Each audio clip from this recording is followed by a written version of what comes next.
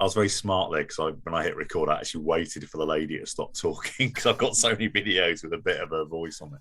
Anyway, my name's Rich Waterman. I've got lots of books behind me because I'm a very well-read person. Now I'm actually at my parents' house, so read more books than me. I've got a lovely man, Dave James, with me. So we're going to talk about a bit about the Be the Difference Today in Business Mastermind Group. We call ourselves the bizzers because it's just too much for a mouthful. I've been running it for the last 6 months, off the back of other masterminds that I ran in the past with my cousin Chris Joseph. Hi, Chris. Secret Business Coaching stuff. This mastermind was different. This mastermind, the bizzers, was focusing on working primarily with sort of coaches, speakers, that sort of space, content providers, service providers, to two real outcomes, I think, for me. One of which was to help people become more present, more themselves, more of a being space, and from that place to promote themselves. Promote, not sure I like that word, but through really high quality content, whether that be videos, live speeches, blogs, podcasts, whatever you want, way you want to do that, and also to obviously develop their business by people becoming more aware of what they do and what's important to them. And then the second element being serving others. So I call it gifted referrals. So basically you let your network know that you're happy to coach people in their network or certain types of people in their network for free, although we don't use that word. You have to provide them an experience of your coaching. And then they might decide to work with you further, or they might decide, thanks very much, really appreciate it, I will say good things about you. So that was the idea behind bizzers. And I'll give one other person some credit here, because I think for me, being an original scientist, biologist, it's very important to credit people with work. So there's a really amazing book, an amazing man, actually, a guy called Daniel Priestley, who wrote a book called Key Person of Influence. And Dave's probably got that on his shelf. I'm looking at somewhere. I think I gave my signed copy actually to someone. I haven't given me back. So yeah, we'll get another one off Dan. He's a nice man. He'll get a signed copy. Dan wrote a really good book called Key Person of Influence, which really was, how do you become, a recognized person in your field and create, an extraordinary business through being extraordinary. It's just that I've interpreted some of his work and used that as a reference point, I think, probably for this mastermind. Primarily it is people being themselves, expressing themselves, creating a better business through service, and really avoiding all the kind of spammy marketing bullshit that if you're watching this video, still watching this video and going, that resonates with me, you know what I'm talking about, which is, do I have to compromise myself and become a spammy marketer to build a business? And the answer 100% categorically is no, because I've done it without doing the spammy marketing, and I'm basically want to help other people to do the same. So with that in mind, I've got Dave James on. Dave's been working with me in various forms for quite a few years, but was part of this mastermind. And I guess, Dave, it'd be useful in your own words, like, what you got out of it, who you think would benefit from pieces of the mastermind. We can talk in detail about what the different bits are, but just why don't you I've yabbered on there for quite a bit. Just give us, feel free to have a little yabber back. Well, I was going to go and have a nap actually while you were doing that, but I thought I'd better not. Like you tend to do in most of my sets. I don't know what you mean. I'm normally editing the background to something else based on what you're talking about at the time. It's interesting. I mean, okay, let's look at. I want to look at our journey actually, because we started working together in early 2018, but we met in 2017, and that's about the same time I picked up a copy of Key Person of Influence and started to read it, and The Prosperous Coach as well. Yeah. When I was thinking about what I should do in order to kind of transition from what I was doing then, which was clinical podiatry, into building a coaching practice. And I think back 4 years ago to when that started, or just over 4 years ago, and it's like, who's that person that I was at that point? Very, very different person. And the TS Box stuff, Secret Business of Coaching, was very much about the whole coaching process and going through the kind of prosperous coach approach and how to use it. And that was massively valuable for me as to where I was at the time. But one of the biggest changes that's probably happened in me over that time is that whole idea of being me, and the power which comes with that. And I have to say that during the 6 months of business, I think that has accelerated for me more than any other point. I felt more comfortable in myself. I felt, and there's been changes going on in the background. I'm happy to talk about, me and my wife have split up. I've moved house. It's been some of the most traumatic times. And in fact, I moved out, I think, just after business started. And still, for me, there was the support there was the growth, there was the community and the team who have kind of helped me through that process. But the last 6 months for me have been a huge kind of change from, I suppose, who I was to who I am. And you talked about being, but actually in that being space much, much more powerfully. It's been cool. It's been really fantastic. And I could distill it down to the smallest words. It's great. It really, really is great. And for me, and I know coaches like to use big words like holding space and co-creation and transformational, but it has been transformational. It has been transformational. In fact, the work we've done over the last 3 plus almost 4 years has been transformational.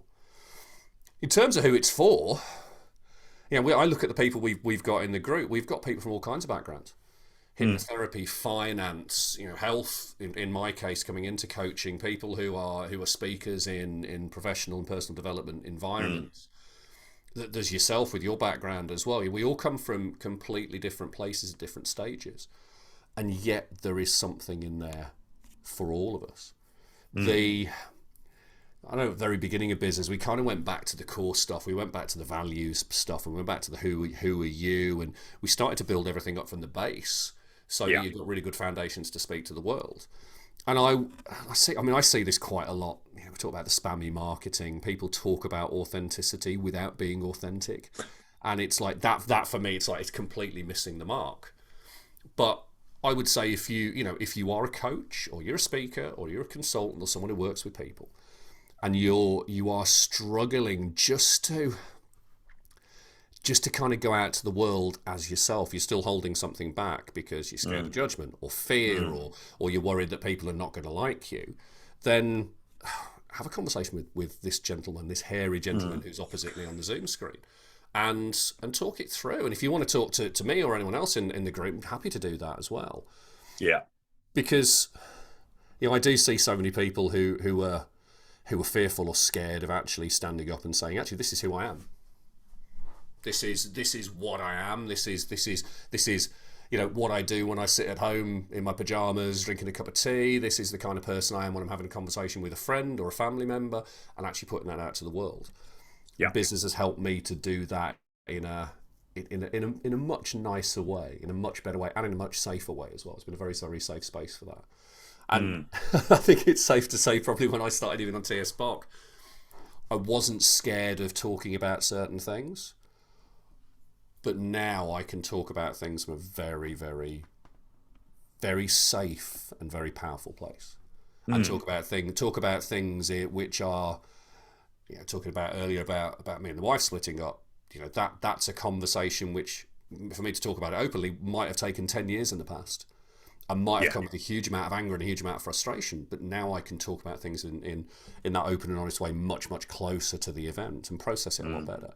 But the safety of the space is brilliant. But if you are a coach, consultant, speaker, somebody in that field who really just wants to be themselves around a group of people who also want to be themselves, with people who have gone on that journey, it's a conversation to have for sure. I rambled on there as well. I thought that was... No, I love that. I thought it was only fair that I rambled on too, but... Yeah. So basically, join now.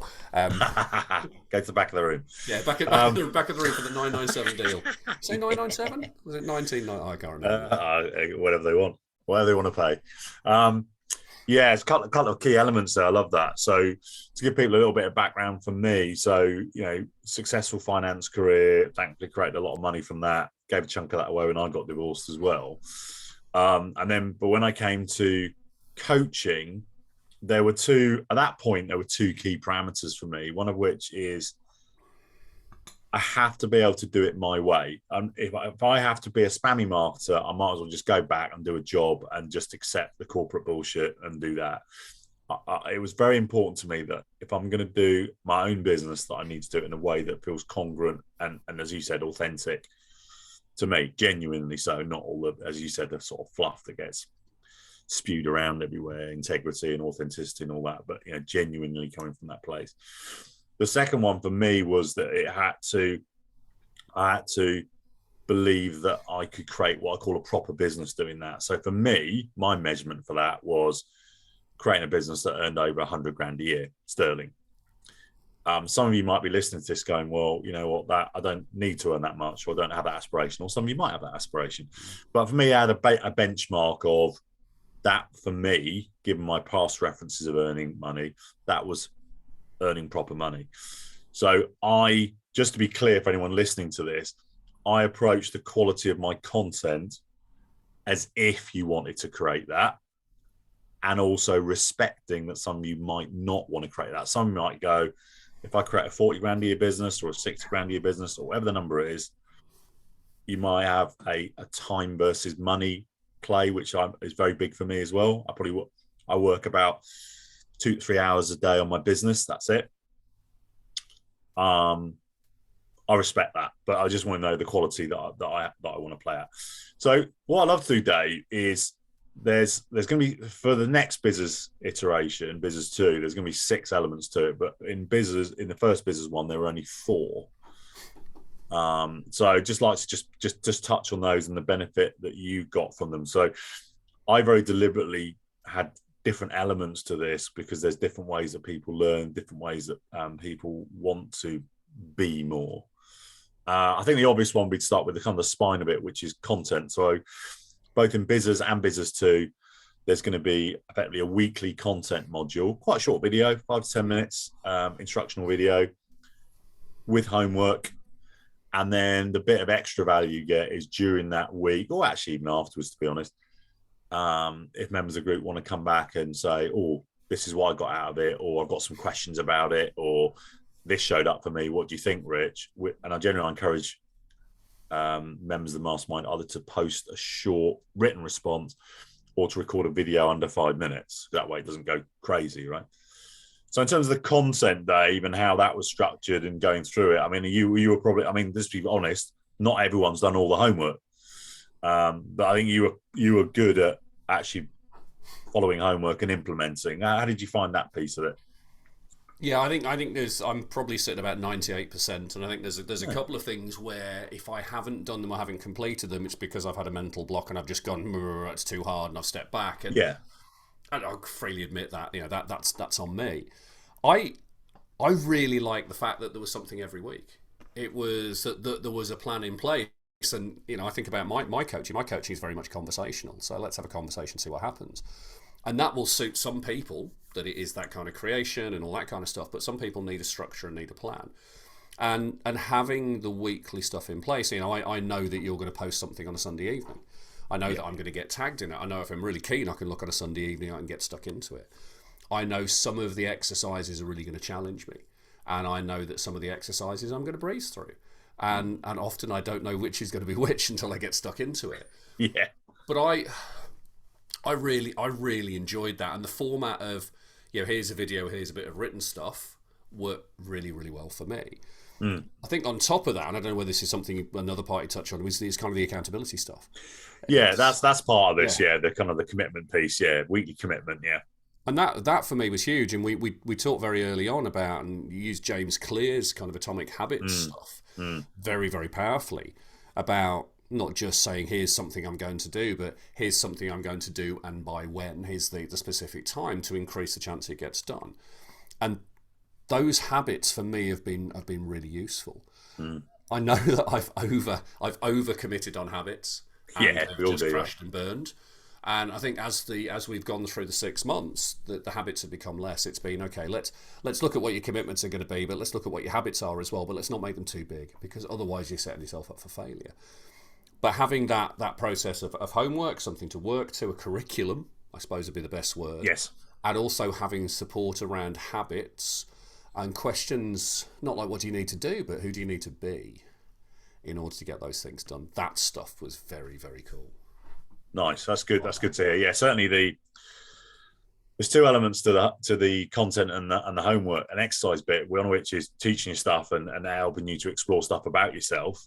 And then the other bit, which you've correctly identified, which is also, I'm going to give you some homework. Yeah, okay, I am going to do the homework. I am going to engage with it as best I currently can, given where I'm at. And equally with the James Clear stuff, who I adore, by the way. If you've not, no, someone's watching this and not read Atomic Habits, it's phenomenal. Really, what I'm helping people to do is to develop their relationship with their word, which is, I am going to do this, therefore I do this, and noticing what shows up when that breaks down and how do I clear that up. One of the things I've learned over the years is commit to fewer things, but deeply commit to fewer things. So that's one element. It's for me that kind of intention and integrity. Yeah. Hugely kind of powerful stuff. And also when things aren't done, coming back and saying, haven't done them, but then not making up a story about why they haven't done. So I haven't done them, taking ownership of it, and then deciding how you're going to do it, how you're going to move forward with it. Yeah, fantastic. So the next three elements of original bizzers that are also going into bizzers 2 as well are coaching elements. So there was group coaching, which we did it basically twice a month.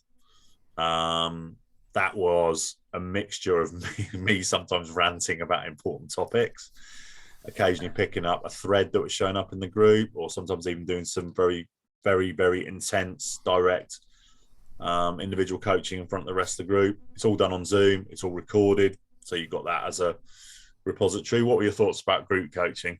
Yeah, I remember when we were in TS Spark that we tried different variants of group coaching, how often we did it. And I think at one point there wasn't much in the way of group coaching, and it was one-to-one. Then it moved to group coaching stuff. And I think that reflected us as we grew as coaches as well, that instead of, when it was you and Chris kind of there leading everything, we're actually starting to help out and lead as well. Yeah. The group coaching for me is, I've got a thing in my head from a computer game, but no one will get that one. But if you have a signal, an electrical signal, it will only travel for a certain distance through cable. And what you have to do is you have to boost it. And what I found with the group coaching is it boosts it. You nice. Might be. It's easy to disconnect from things when life gets busy, and when you've got relationship stuff going on, and you've got work stuff going on, and you've got finance stuff going on, and health and fitness and nutrition stuff going on, and it's too much. What do you let go of? You let go of the thing which is easiest, and sometimes that's going to be the work you're doing in the group. But having the group coaching means that you've got to turn up and you've got to show up for that, and it's in the diary. It's the whole non-negotiable thing that we've got those dates in the diary.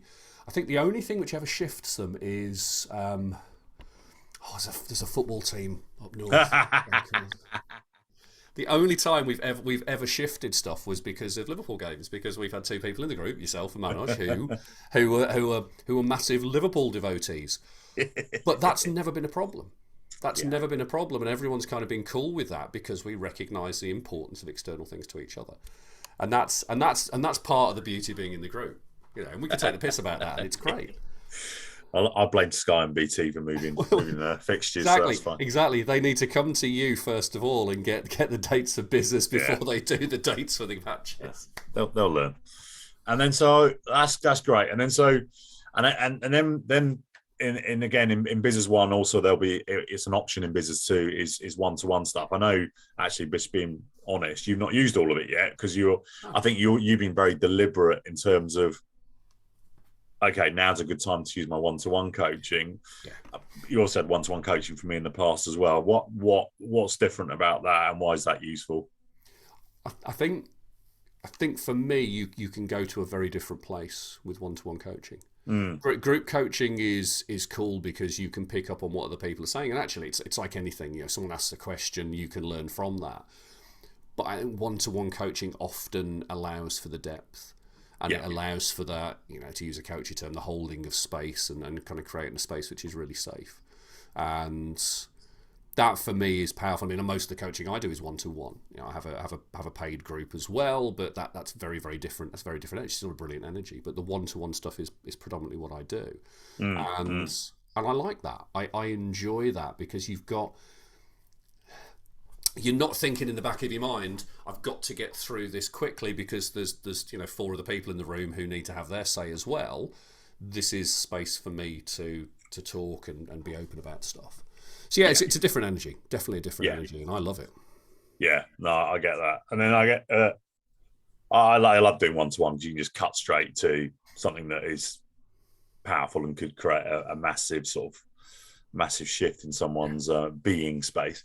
The final bit, I don't like to have favourites, probably is my favourite bit of Bizzers 1, which is also in Bizzers 2, although I've got to be conscious of available space for this one.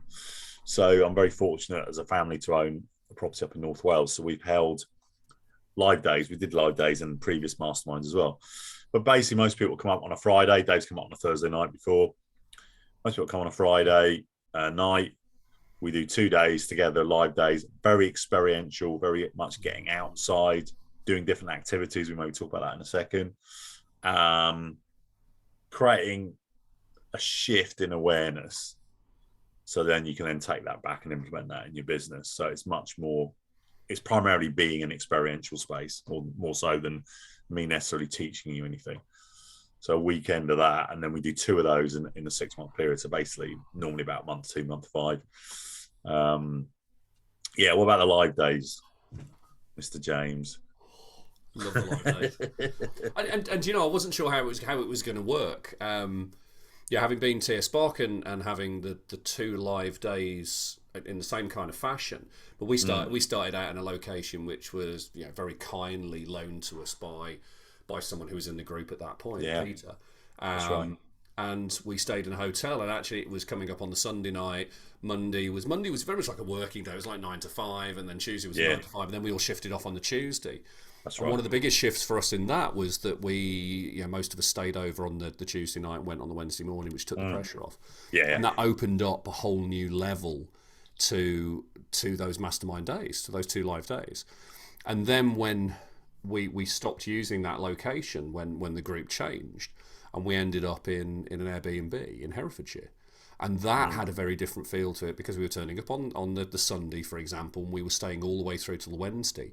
But we were with each other, we were eating together, we were socialising together. And, and suddenly, instead of this kind of, almost like this structured curriculum between 9 and 5, it's 48 to 50 plus hours worth of being around people. And that was, it's magical. It's magical to be around people, and that for me is where we probably cultivated what I would say some of the most amazing kind of friendships and family. That for me has been immense. And so shifting to Wales, there's a huge energy in shifting to Wales. Part of Wales I've never been to. It's beautiful. It's absolutely gorgeous. You're letting us into your family home, which is massively generous and massively open as well. And then from doing classroom style sessions in the previous live days to actually being out on hills and going out to waterfalls and going out to a castle and going out to look at a river which runs uphill. Still freaks the shit out of me to this day. A very, very different kind of energy. And then staying, a little bit longer, coming early and then leaving a bit later gives you the time to kind of decompress that. That the amount we created in that space and the shifts we had in that space were just brilliant. And seeing it in August when it was beautiful, and seeing it in November when it was beautiful but colder was still fantastic. So live days was probably one of my favourite bits. Yeah, me too. And you talk about the shift in being, and the energy which comes away from that is like, oh, this is beautiful. And the great thing about the live days as well is you literally shut out everything else in your life to be in that space. You haven't got access to all of the things which you would normally have access to, and that's the physical stuff, and also the mental and the emotional stuff as well. I mean, one of the things which we didn't have access to was 4K Amazon Fire, and I think we did all right with that. So, but as an in-joke there, if someone actually watches this far into the video. I'll be expecting texts off her later going, "You bastards."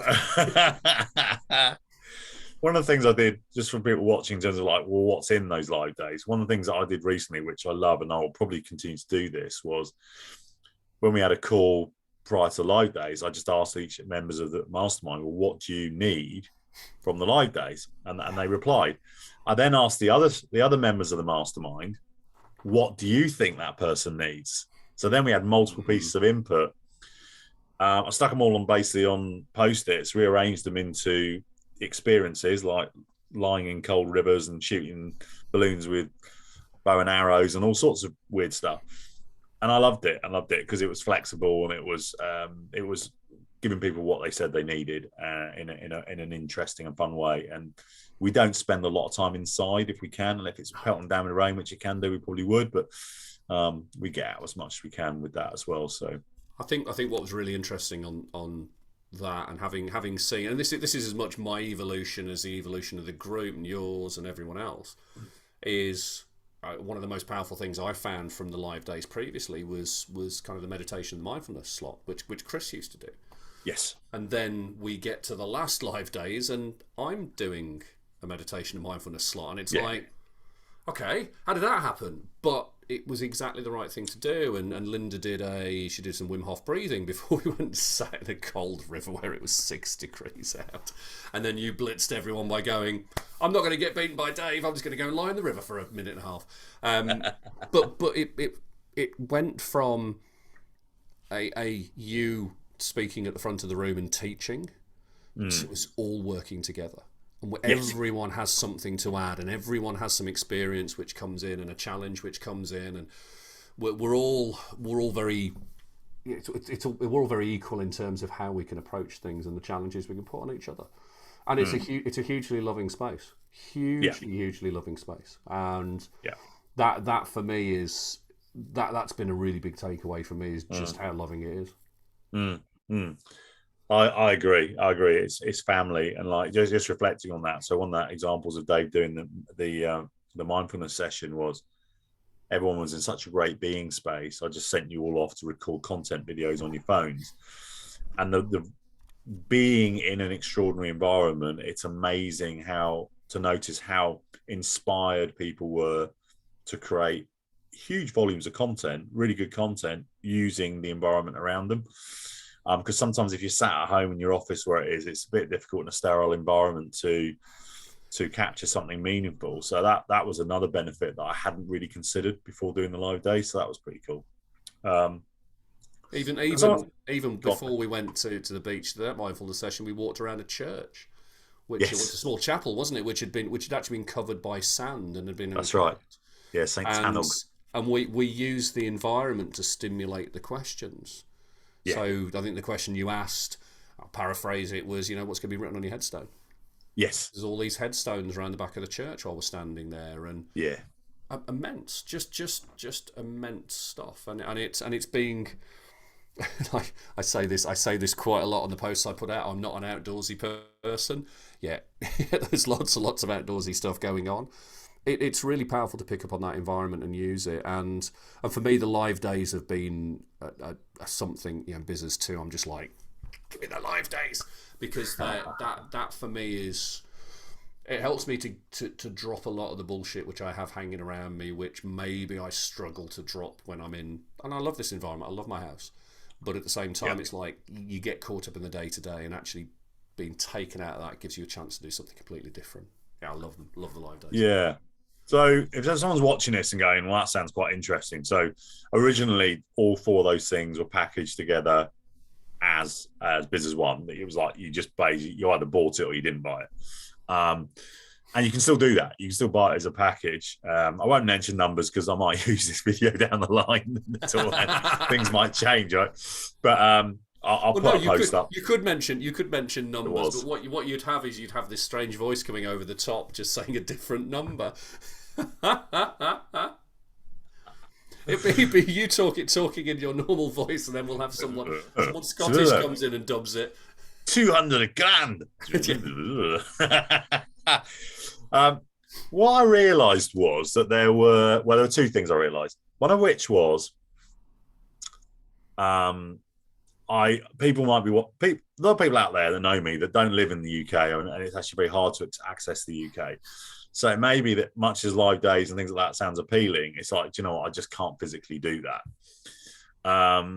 So I get that. So one part of me was like, well, can I make this modular so people can choose what they want, while also rewarding people that invested in a number of modules.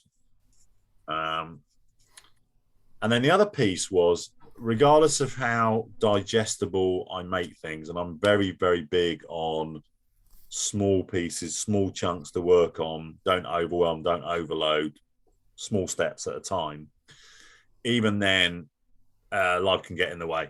And some of the members of the group particularly struggled with implementation. Yeah. Yeah. Now, implementation for me is kind of the holy grail of personal development. It's an interesting one, because I know that there's stuff that I bought that I've never used, for example, or there's stuff that I bought that I rarely use, and yet there's certain things that I've got that I've used all the time, and they're a bargain.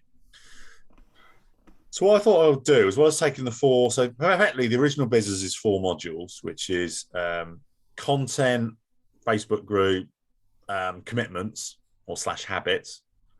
There's group coaching, there's one-to-one coaching, and then there's the live days. And I've actually valued all the elements the same, even though maybe there's an argument they're not, but it's easier to do it that way. And then what I've done is going, right, okay, well, if you wanted online implementation, there's a gap, there's a week between each of the group calls. You don't necessarily, any of the elements stands alone by itself. But basically coming along online onto a Zoom call with me purely for implementing. So really, I'd find out in advance what do people want to work on. I'd probably give them some advice as to how to work on it. They would work on it in the hour. I'll be available for questions or insights during the hour. We're basically getting, I think Dan Meredith, who I'm a big fan of, I think he calls it getting shit done time. Yeah, GSDs. Yeah, GSDs. It's the same, it's a very similar concept, which is effectively you're committing time to implement. It's online, so it's easily accessible. It's once every 2 weeks. It's also training your brain to get better at implementing, because I think actually a big part of this is me helping you to find your way of implementing. So that's one way of doing it. The other way of doing it, which is a little bit still up in the air in my head a bit, but I think I'm going to say it on video, just I think this is where I'm currently at with it, is live implementation. So it fits nicely with the live days. So you've done a Saturday and a Sunday, deep experiential, integrate being space. You really need to be following up on that straight away. So I believe, I reserve the right to change this, I believe what I'm going to offer, live days, there'll be a small, I've got a certain amount of space in North Wales. There will be a small accommodation charge for that. Everyone pays for their food, etc. But that's all good. What the offer would be Saturday, Sunday, and then the implementation days would actually be 4 days. I think Monday, Tuesday, Wednesday, Thursday afterwards. And we'd probably only spend about 3 hours a day implementing what we want to do, because that's how I run my business. I don't want to sit down and do vast hours in a day to do that. I'm also respectful of the fact that people probably want to do some implementation together. Then they might want to do some client calls. They might want to wander off into the lovely countryside and do some videos, or just be. So some would argue, well, it's kind of like half a work day. Well, it actually isn't, because that is my work day, 3 hours. But basically, you'd have 4 days doing 3 hours of implementation with me. It actually works out as the same number of hours as the online version. It's a different experience. And obviously, there's less paid people that I could accommodate in a live format. Well, I know, Dave, we talked about the modular approach, and I'll put a separate post on that so people can understand. I'll tell you what the numbers are in that post, just so people can know, is it worth me watching this video, for example? Because if it's too much money, then don't do it. If it's going to put you in financial stress, don't do it. Yeah. Get yourself in a place where it makes sense for you. If you like some bits, do those bits. If you like all the bits, do all the bits. I don't mind.